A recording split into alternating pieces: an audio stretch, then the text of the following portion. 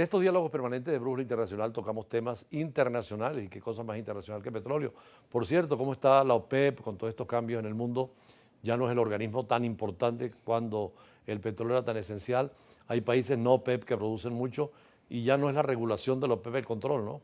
Bueno, realmente la OPEP en los últimos 2 o 3 años ha tomado importancia nuevamente, no como la primera vez. La OPEP en los años 70 tenía 14 millones de barriles cerrados, pues, y por eso manejaba ¿Cuánto los es la precios. producción en esa época? La producción de la OPEP en esa época era unos 40 millones de ¿Y barriles. en el mundo?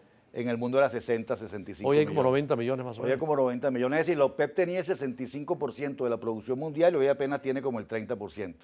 ¿Por qué? Porque en la medida que cerraba producción entraba en otros mercados. Pues realmente en la industria petrolera hay muchísimos descubrimientos, las tecnologías hacen que ahora hay muchísimos países petroleros. Sin embargo, la OPEP en este momento es quien ha contenido un bajón tremendo de los precios del petróleo. Inclusive veía que a raíz del laudo arbitral que dieron al que se equivocó a Gran Bretaña, que ahora es Guyana, se habla de un petróleo muy fino y que habría que verlo con mucho cuidado porque es un manantial inmenso de riqueza tipo Medio Oriente, ¿no? Sí, sí, Guyana hasta ahora ha tenido buenos descubrimientos. La proyección que hay es que Guyana alrededor de 2022, 2023 va a estar en unos 750.000 barriles diarios. Pero hay una zona de reclamación nuestra, ¿no? Sí, en la zona de reclamación nuestra tiene que haber petróleo también. Es decir, no lo hemos explorado, pero por lo menos que yo sepa ¿Y no por lo qué hemos ese petróleo explorado. liviano en esa zona? Bueno, eso son cuestiones geológicas, que hay zonas donde que tienen crudo pesado, zonas con crudo liviano. La situación del crudo liviano en Venezuela, ¿cómo es? Sí tenemos crudo liviano. Pero se ha ido mermando, ¿no? Claro, pero nosotros somos fundamentalmente un país productor y con reservas de crudos pesados. Pero si hay liviano y con una buena noticia, que no lo hemos explotado, es decir, que todavía se puede explotar bastante. Pues, es decir, Venezuela es un país con muchísimas oportunidades, no se puede decir tantos barriles, tanto dinero, porque requiere muchos proyectos, y esos proyectos hay que hacerlos. Pues. ¿La Urimulsión sigue vigente o se acabó ese proyecto? La Urimulsión se acabó en Venezuela. Pues, Bueno, con el gobierno del presidente Chávez, pero podría reintentarse. Sí podría, porque Yo fui embajador en Corea y recuerdo que pedían muchísima Urimulsión para sus industrias y sus plantas eléctricas. Sí, porque la Urimulsión compite y desplaza el carbón de las plantas eléctricas. ¿Por qué? Porque es más limpio y rinde muchísimo, y más económico y rinde muchísimo más ¿Qué está pasando ahora con el petróleo pesado? ¿Cómo es el proceso? En Venezuela. Sí. Bueno, en Venezuela, teóricamente, el proceso, el crudo de la faja se produce con un diluyente que hace que fluya el petróleo porque es muy pesado. Va a los mejoradores. ¿Qué hacen los mejoradores? Rompen la cadena de hidrocarburos, sacan carbono, que es el coque ese que está... que no se ha hecho nada con eso también. No, nada, que no se ha hecho. Y eso es peligrosísimo. Contamina como muchísimo. Contamina a toda la gente. Y de ahí sale un crudo más liviano y se lleva a otra refinería. También hay otra manera, que es lo que está haciendo Venezuela ahorita, que es mezclarlo, sacan el crudo, lo mezclan con otros crudos de Oriente y producen el Merey 16, que tiene cierto mercado. Pues. La parte esta de China y Rusia con las sanciones, ¿cómo quedaría con el petróleo? Bueno, yo tengo entendido que así se puede continuar exportando porque son deudas que se están pagando. De hecho, no es petróleo en dólares, sino son deudas nada más. Deuda. Que alguien pidió Quien 50 mil tenía millones dinero de a los dólares. Estados Unidos para pagar, ¿no? ¿Ah?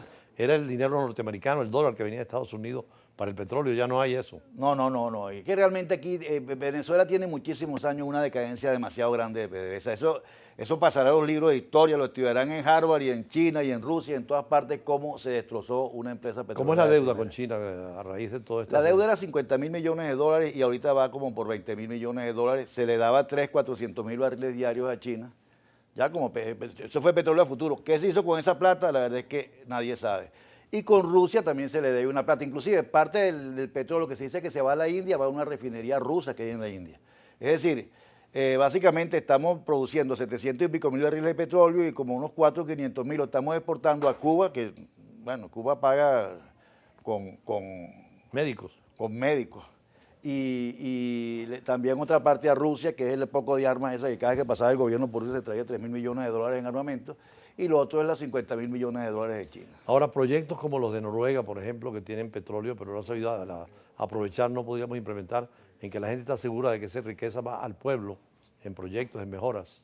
Esa es la idea, por eso es que yo digo que una de las cosas para la ley de hidrocarburos es una gran inversión, la despolitización, y por el otro lado definir qué vamos a hacer con lo que produzca el petróleo, que va más allá de la renta, no es nada más el impuesto sobre la renta, que hay que invertirlo, que hay que meterlo nada más en inversión, la regalía, que hay que dejar una buena parte en la zona donde se produce para evitar los pueblos fantasmas por petroleros.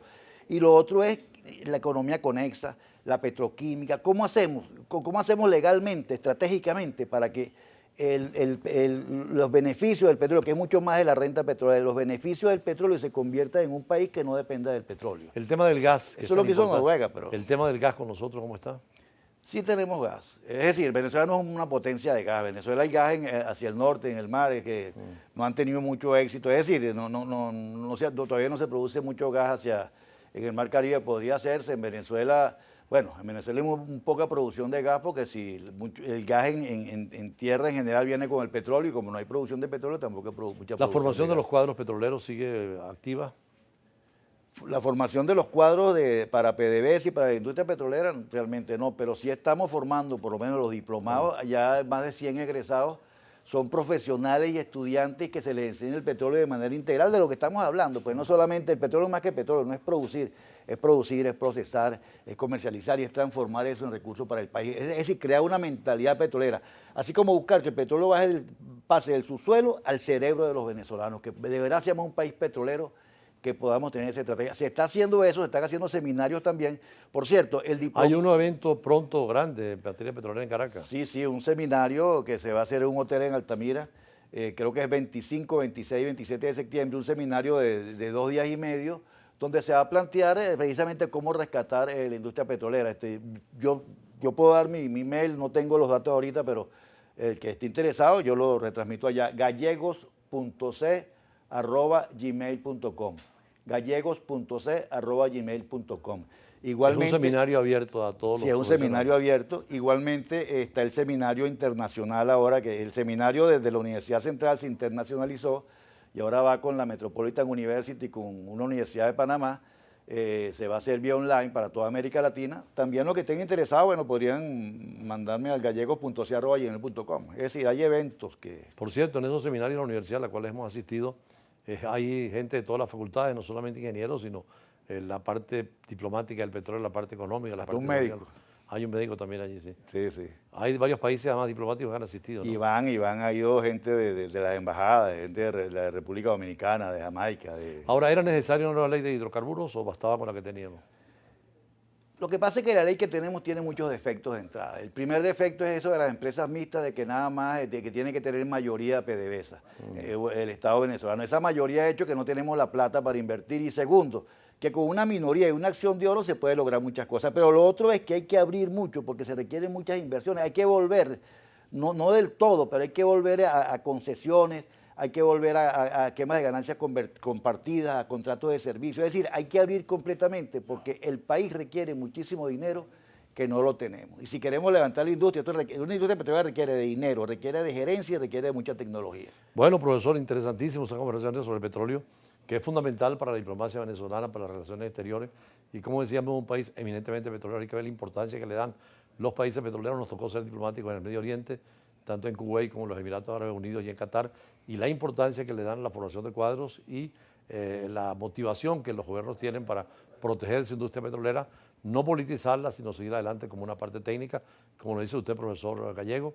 Y bueno, ojalá que en este evento ya anunciaremos más adelante la apertura y las normas para inscribirse en ese evento que es nacional sobre la industria del petróleo, incluyendo la parte diplomática internacional, que nos tocará también allí exponerla. Vamos a otros escenarios, otras noticias y nuestros permanentes análisis del acontecer internacional del día. Ya venimos.